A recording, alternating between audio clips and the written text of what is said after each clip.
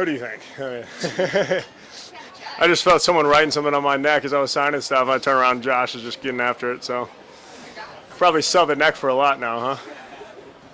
I think you said you were going to a destination wedding this summer, right? Did you do that? Yeah. Had a wedding in Mexico for my buddy JJ Arcega-Whiteside. Plays for the Eagles. It's a great time. Mexico's always fun. Good weather, so it was fun.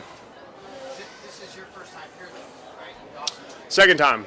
Rookie year First rookie year. was 19. Why do you, if you do, think it's important to be in a setting like this versus back in Buffalo? I think it helps the team come together a little bit better, especially with guys that have families and kids. Like, I don't have a wife or kids or anything, so I'm by myself anyway. But when you can kind of get away and get more alone time with the guys, whether it's during the off time in the dorms, playing card games and board games, or really just being away from everything and focusing on football, I think it kind of helps that chemistry build a little quicker. Talked a lot, members of the offense, Dawson, about Ken taking over. From your perspective, we know there's a lot of carryover working within like that. Talk about that, I guess, maybe what's different, what you guys have done. Yeah, whole lot of carryover. He knows exactly what Josh likes because he's been his quarterback coach for the last few years. I don't want to give away any trade secrets right now. I know you guys don't want me to do that either. So we're going to keep a lot of the stuff in-house. But there's definitely some cool twists that we're working on. It's fun having guys like OJ in the room. There's going to be a lot of diversity, a lot of versatility with the position now. So there's going to be a lot of cool stuff that's added, but he's keeping a lot of the stuff the same too. What kind of diversity does OJ bring you? What do you see? I mean, he's a freak athlete, first of all. He makes me feel small. I mean, the dude's like, 6'6". His arms are massive. Just having another weapon like that is just going to make us that much harder to stop. So I think he's just going to push me to be better, too. I think the better the room is as a whole, the better each individual is going to be as well. But it's going to be fun to bring us in, run the ball some, then spread us out, get us good matchups on linebackers. So it's just an extra piece that, it's going to be a nightmare to defend for a defense. Oh, yeah, we can't wait. It's going to be a nightmare for a lot of defenses. Is there an acclimation period that goes with all this, as you say, fun stuff that you're doing to learn it? Yeah, and a lot of that acclimation period was during OTAs, which we already knocked out with minicamp. We already started installing stuff back in April. So a lot of this stuff is stuff we've already been going over for a few months now. Now we just get to kind of run around and do it full speed, which I've always been the type of learner where I need to go out and actually do it to kind of get it to click in my head. So, over the next few weeks, it's going to be huge for us to start developing that playbook. What kind of leader are you now that you've kind of become a veteran tight end? Just talking to Dave, like, I don't know if people think can get something out of it. Yeah. I think it's important to take guys kind of one-on-one, whether it's in the locker room or kind of to the side during practice. I've never been like the rah-rah guy in the huddle, but I think it's important just to make sure guys are doing well mentally too, because I know when I was a rookie, my head was spinning. I just didn't want to go mess up. I wasn't thinking about going and making plays or doing something good for the offense. I was thinking about, just make sure you're in the right position at the right time. So I think just making sure guys are kind of bought into what we have going here and just making sure they're doing good in the mental aspect of their game is huge. You mentioned being here as a rookie and how your head was spinning, and now you're going into your fourth year. You're in a much different position in your career. It's a contract year for you too. How much thought have you given that, if any, right now? I haven't really given it much thought. I want this to be the same type of approach I had to last year too. Just kind of chip on my shoulder. Still got stuff to prove. I know last year was better for me, but I feel like I've just, started to scratch the top of the iceberg. So I just want to keep building on what I did last year and just have that same kind of edge to me that I haven't really proven what I need to prove yet. Do you think with that in mind, can you think they can get an extension before September 8th? It's up to Brandon Bean. You can ask him that question. When you go back to being a rookie, and a lot of veterans will say, they tell the young guys what a grind it is and how you prepare for the year. How much differently do you feel coming into this camp than you did even with the way it was the last couple of years or back to 19 when you know Yeah. it's ahead? It's definitely a lot more comfortable going into year 4 than it is year 1. I mean, you know what to expect. You kind of know the system. You know all the guys. There's none of that. There's no rookie nerves coming in. So it's definitely a little more calming coming in, being able to play fast. I know the routes, I know how to read defenses. Just being able to play free, because I think that's when you play your best too. But even the grind of it's 17 games and the playoffs and all that, that college can only prepare you so much for, knowing what's ahead of you physically. Yeah, it's hard to start thinking about it as a whole. You just got to take it week by week, even day by day during camp right now. I mean, it's only day 2. If we start thinking about, what's it going to look like, come game 1, we're already ahead of ourselves, and that's not where you want to be. So you just want to kind of have the, seize the day mentality of waking up, knocking today out, getting some good rest, and when tomorrow comes, we'll worry about tomorrow. How aware are you guys as a team of these massive expectations? And has it been much of a talking point here early in camp on how to navigate all that's going to be, put on top of you guys? Yeah, I mean, I think, there's naturally going to be a target on our backs, but, I mean, we didn't even make the AFC Championship last year, so I think we still got tons to prove. I think we have all the right pieces to do what we need to do, but it's kind of what I just talked about, just taking it day by day, starting to build that chemistry. And we want to be on the hunt too. We want to be looking at everybody on our schedule like they got to come play us, and we got to, go do what we need to do to take care of what we need to take care of this season. So I think our mentality is just going on the hunt and not being the hunted. Dawson, last year you said you worked a lot with the hand-eye coordination coach. We talked a lot about that. Did you do that again this year, or was there something else you added to your? Yeah, still did a lot of the similar things I did last year, this year.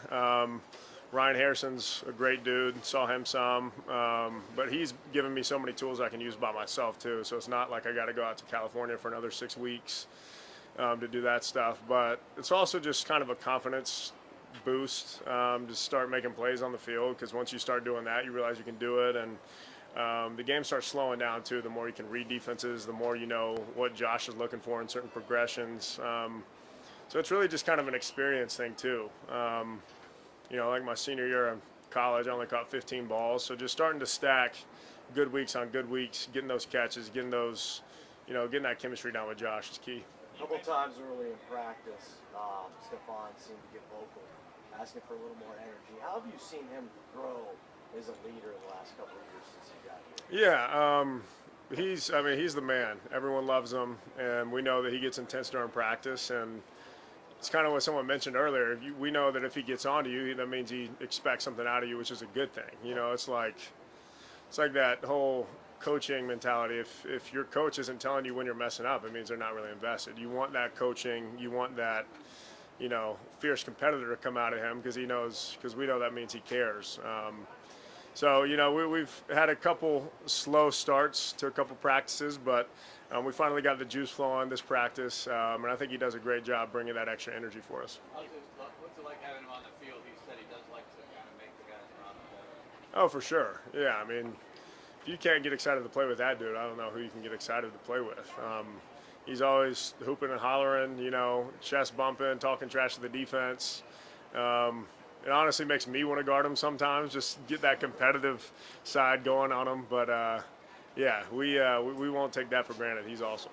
You mentioned that you still have those higher expectations for yourself, as well as your offense did last year. How do you think you can take that to another level, and how key is it to implement those things in training camp to get off on the right gear? Again, I think it's just picking like one thing to get better on every day.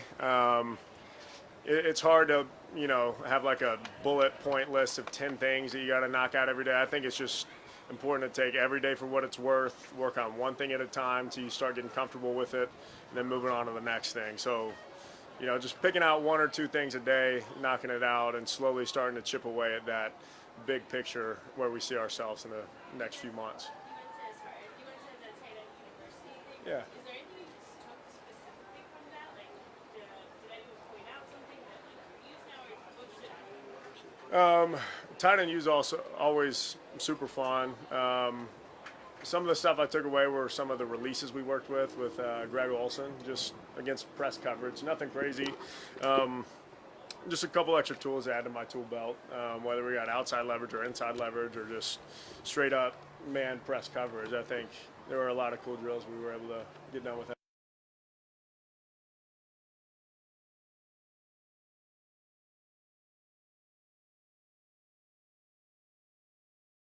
Very similar with their personalities, because tight ends, we kind of get thrown around everywhere. We got to do the job of an O-line and job of a receiver. It's a very unselfish position because we want to be able to do whatever it takes to help the team win, whether it's blocking, pass protection, running routes, scoring touchdowns.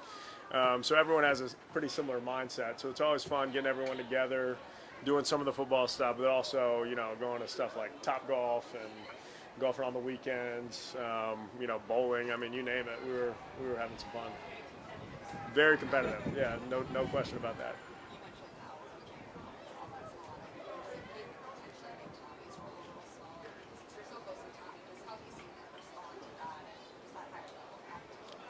Oh, Tommy's one of the best dudes I've ever met. So he's taking it, it's making him work even harder. I think there's a great potential to see him on the roster too, whether it's 13 personnel or him pushing OJ, and he pushes me as well. I mean, some of his blocking techniques I still learn from, and he's just a very, very consistent dude that is super smart, so he knows the whole playbook. He's even taught me some stuff from time to time. So it's been great just seeing him kind of adjust to that and just work even harder, to try to get that roster spot. Does it help that that's happening at the same time where, enforcing might change things too, so kind of both have changed at once, so give a little bit? Yeah, we've already started doing more 13 personnel stuff and 22 personnel with Reggie on the field too. He's been great at that fullback position. But we've already, through the first 2 days, we've seen more 13 personnel than we did a lot of last year. So it's going to be fun to just have that extra step of versatility. You were kind of joking earlier when you said it's up to Brandon Beane about an extension, but is that something that you've communicated to your agent that you're interested in and hope that at least the ball is rolling? Well, yeah. I mean, first and foremost, I want to be here. I mean, I bought a house here a few months ago, not because I want to be gone in a year. So I want to be here as long as I can, but I know a lot of that stuff's out of my hands with, salary cap. I try not to, read into all that too much. But I've definitely communicated that I want to be here for an extended amount of time. So whether that's getting the extension now or later, I definitely hope that happens. How was the house buying process? Oh, it was long, but I'm very excited to finally be settled down, have a little privacy. I was living downtown for a while, which was fun. During COVID, it wasn't very fun, but it's nice being out in Orchard Park. Yeah, thank you. All right, thank you guys.